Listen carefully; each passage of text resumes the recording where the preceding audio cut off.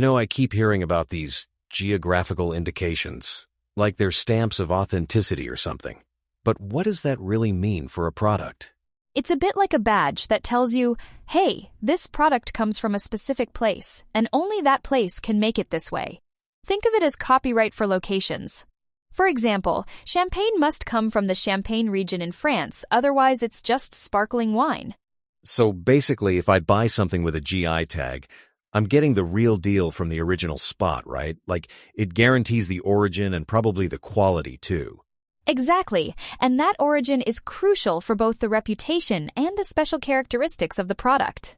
It's not just marketing, it's often tied to tradition, climate, and even local know-how. Funny you mentioned champagne because in India, Darjeeling tea is the superstar when it comes to GI tags. It was actually the first product in India to get that recognition, right? That's right, Darjeeling tea set the stage for GI tags in India. The hills around Darjeeling have a unique climate that you just can't replicate elsewhere, and that's what gives the tea its flavor and reputation. I love that. It's not just about the soil or the weather, but the entire local tradition wrapped into one cup. After Darjeeling, did other Indian products start getting GI tags too? Absolutely, and once Darjeeling tea got its recognition, it opened the doors for everything from basmati rice to Mysore silk. But Darjeeling's the OG, it brought the GI concept into popular conversation in India. That makes me wonder, once a product gets a GI tag, how long does that status last? Is it permanent, or does it have an expiry like a passport? Great question. The GI registration isn't forever, it's first granted for an initial period of 10 years.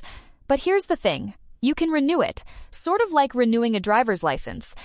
So after that first decade, producers just reapply and keep the GI status going? It's not a one-and-done thing. Exactly, it's a rolling process. Every 10 years, as long as the product continues to meet the standards and comes from the right place, the registration can be renewed again and again. After hearing that, I'm curious, can just anyone use the GI tag if they're in the area, or is there some kind of official list of who's allowed? Only registered producers and users are legally allowed to use the GI tag on their goods. So if you're growing tea in Darjeeling but you're not officially registered, you can't slap that GI label on your boxes. Oh, wow, that's stricter than I thought. But it makes sense. It keeps the quality in check and stops just anyone from piggybacking off the reputation.